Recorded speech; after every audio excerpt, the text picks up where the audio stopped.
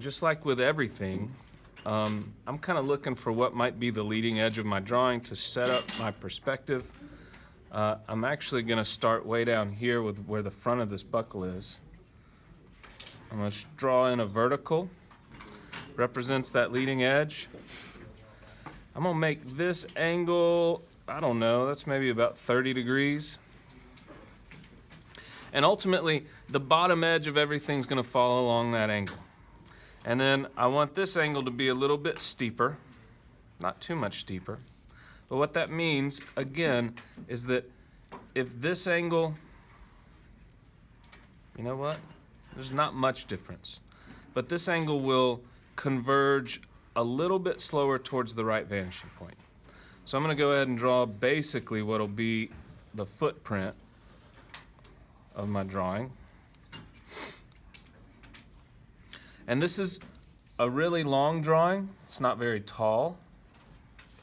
But I'm just going to create a rectangle.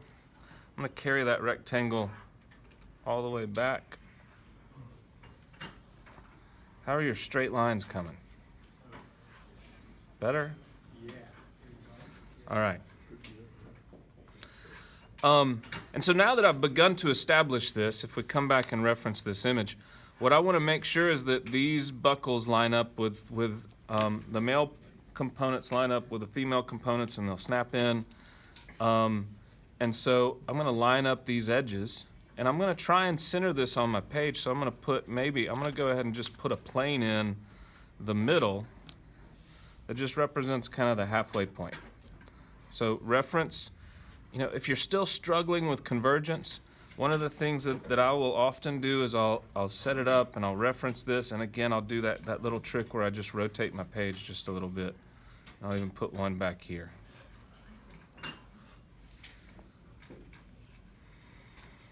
And now I need just a little bit of space to create. I'm going to start with the receiving end of the buckle. And ultimately, it's like a hollow extrusion. So I'm going to come back some distance on both sides. If I need to find that distance on the other side, I can just go back towards that vanishing point. And then it's going to angle in. So watch what I do here. I'm just going to put a line right there and a line right there. I'm not using my diagonal method or my mirror method. At this point, you guys should be getting pretty good at seeing some of these distances and knowing that it's a foreshortened distance.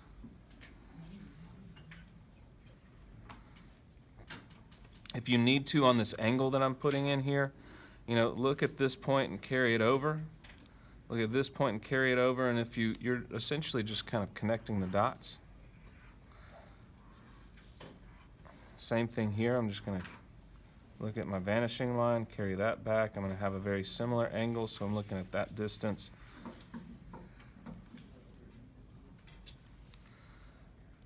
And then come back, and here's where, well, let me just go ahead and create the extrusion. So this is just like irregular shapes in perspective for the most part, other than it's straight up and down. I'm just taking this, and there's going to be so little convergence right here that I'm basically just drawing a parallel line. I won't see so much of this opening back here. It's closed off to me.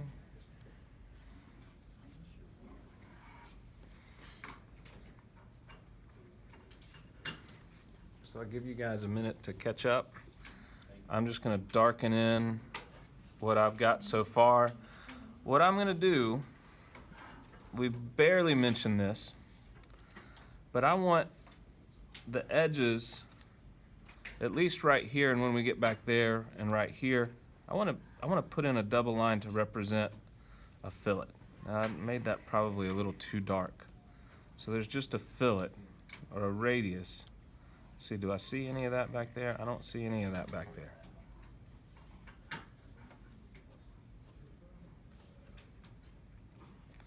I do plan, since we've got some time on this drawing, I do plan to come back with some other tools to give my 3 line weight some oomph.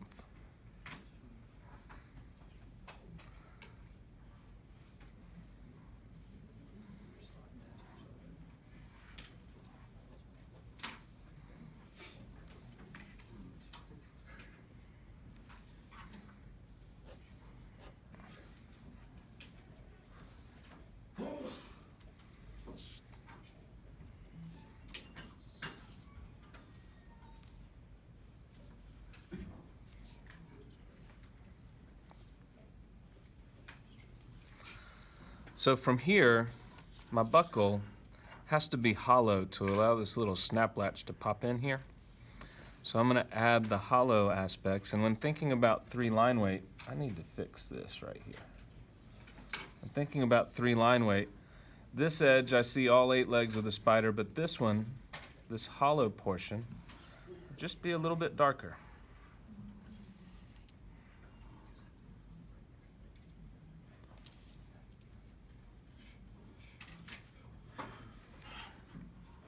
And this one should be a little bit lighter. And that'll come back here. Don't see much of that opening in that area.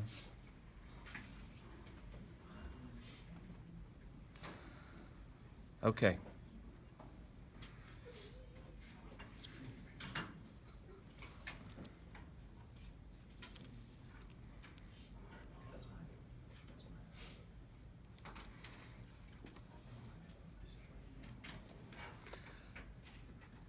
Now what I want to do is I've got, here's the quiz. Get ready for this ellipse quiz. I have an ellipse. It's kind of a half circle right here. It's on a right-facing surface. So where is my minor axis going towards? Left vanishing point. So I'm going to draw in my minor axis. That gives me the angle of my ellipse. So I'm just going to rough one in. Let me check the chord, and I'm going to zoom in real quick so everybody can see this. So to check my chord from here, I'm going to draw a vertical and then a line towards the right vanishing point. And so my pizza slices look pretty good. I mean, this is a small thing. If I'm a little off with this ellipse, it's probably okay. What I want to do now is wrap the larger ellipse, or wrap this fillet. You know, this is the beginning of my fillet as it rolls around, and this is the end of my fillet, and so I actually need a larger ellipse. I could sketch in that ellipse, but I think I can just create an offset of that ellipse. And so again, what I'm showing right there is the beginning and the end of a fillet. If I was to read a contour line across there, it'd come up and then it'd roll around and then go over to the other side. So now let me finish that off.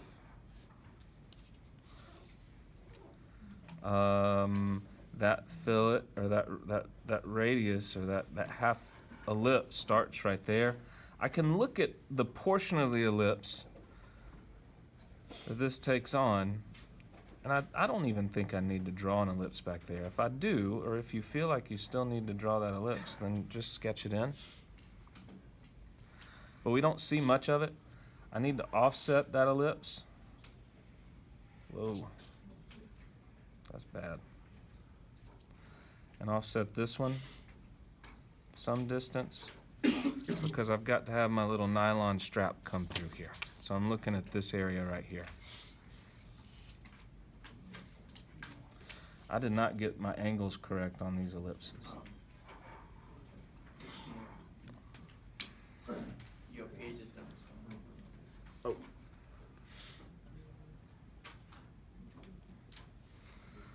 So at the very height, the very peak of that ellipse, I'm going to wrap that plastic around.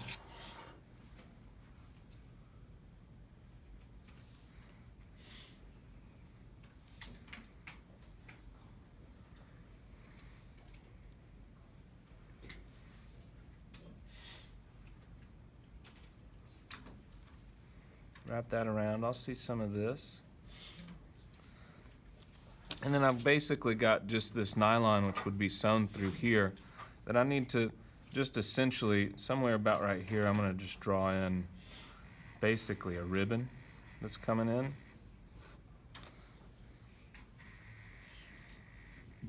It's going to wrap around a smaller portion in here. You know what? It's probably a little bit higher than that. And then let's actually wrap the top portion over the part that would be sewn.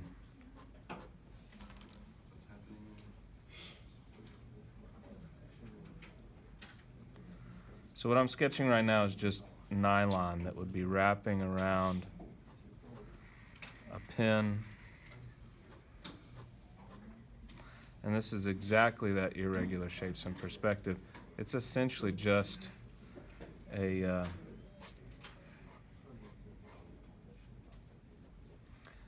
real thin extrusion.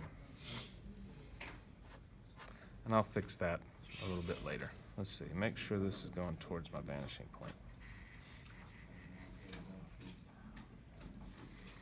So far we don't really have anything that's exploding. And what I want to do is draw the complementary portion of this buckle back to the other side. So I'm going to look at this mirror plane that I created, essentially. When I say mirror, it's not, but I'm going to take this distance and go back about that same distance. This is going to be maybe where I start the other portion of the buckle.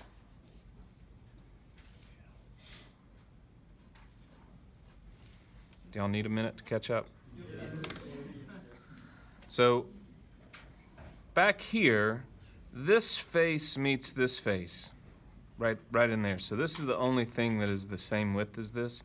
So I need these things to neck down so they've got the ability to get in here. And this just sits in here as, I don't know, it's a filler. I guess it's for support. I'm not really 100% sure. So even though I'm going to start that buckle here, I'm actually going to move back quite a bit. I'm going to move back to about right there. And this is just going to be the face that's mating with the edge of that other one. And then I need to step in for this little snap latch. And so I'm just going to draw a small extrusion right here. I want this distance would be the portion of this latch that pops in right here, so it needs to be about that distance. I'm just guesstimating. And then I want to make sure that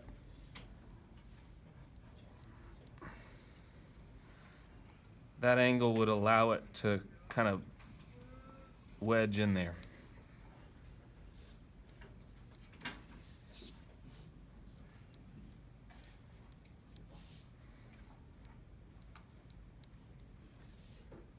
So as we move up the page, the line should converge more, correct? The rate of convergence should not be increasing, but they should be, all the lines are getting closer together back there. So I'm talking about the other way? This way? Yes. Yeah, the rate of convergence going towards the left vanishing point is slightly faster. Remember our original angle. Slightly faster than this one, which is, very minimal. You can kind of see it a little, it's almost exaggerated here.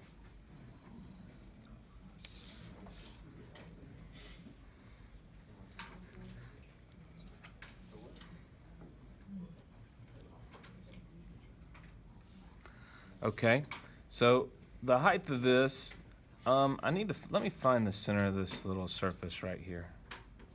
Because I'm going to build some stuff off of it. I ultimately need to kind of mirror some things around it. Let me build this interior component, and I'm using that center line to help me see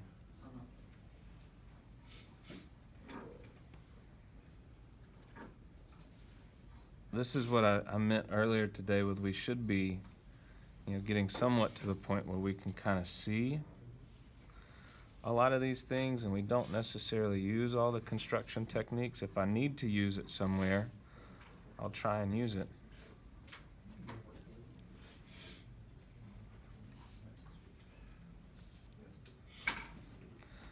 Depending upon your angle, you may not see the bottom edge right here of this middle. Again, I don't know what you call it. But now I'm gonna look at this and carry it over here. Look at those distances.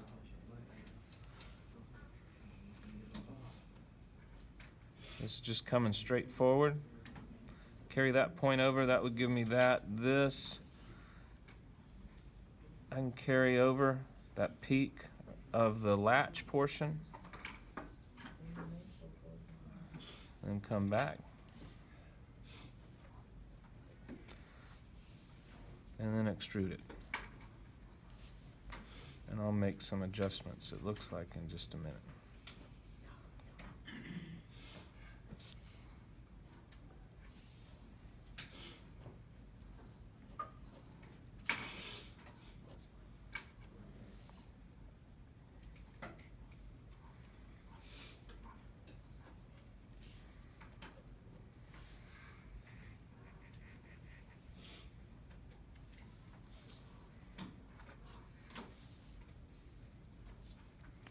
Notice I did put just a little bit of a round right here. And again, you know, anything that's an arc is essentially a part of an ellipse. And so you just want to think about, if I had a horizontally, a horizontal ellipse, you know, this would be, this area right in here would tighten up and then it would open up. You know, at this resolution, it's not necessarily all that important, but when you get to larger things, it does become important. And then basically what I'm going to try and do from here back is copy that and put it on the other side. So essentially mirror that. So there'll be additional ellipses back here. Come back. Let's put a line, my minor axis, just like the other ones. These are on basically the same plane, so my minor axis is going towards the left vanishing point. This one would be, let's see, maybe a little bit wider. And I'm just gonna, I'm eyeing, this is another thing, I'm just basically eyeing whether or not that chord is correct.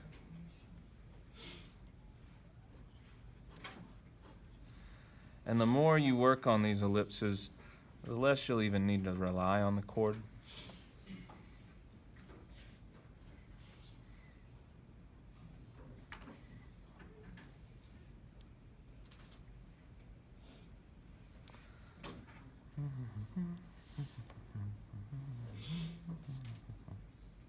And we see very little of this ellipse back here. I could carry this point and carry it all the way back to find that thickness.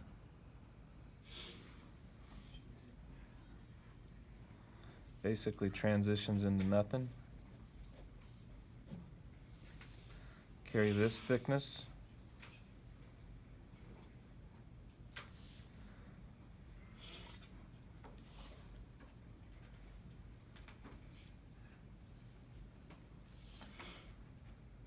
And we won't see much of this strap back here. Let's give it a little bit more flair. Let's go like this.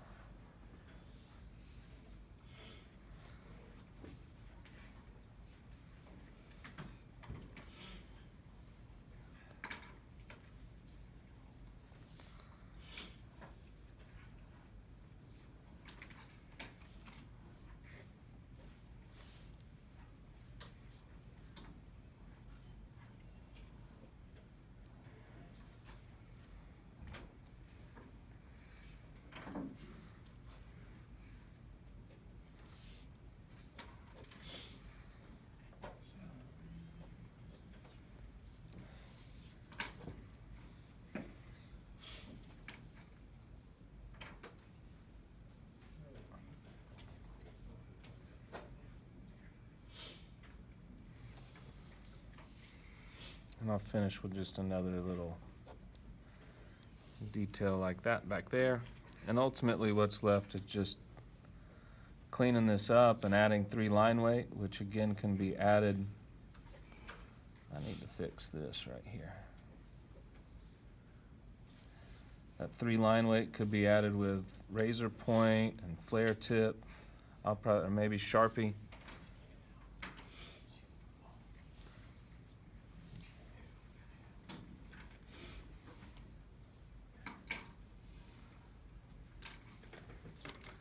Let's see if a little bit of flare tip will help.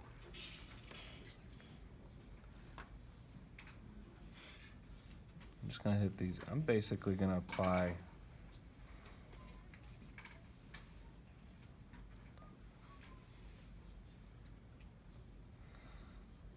just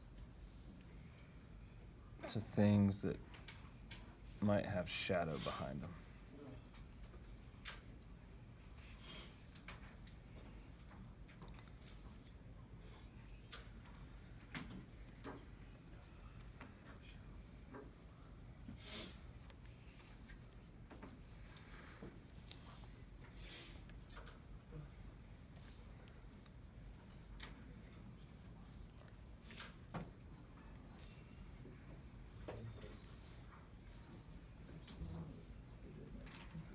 Maybe just add it some in here to show off that that's hollow.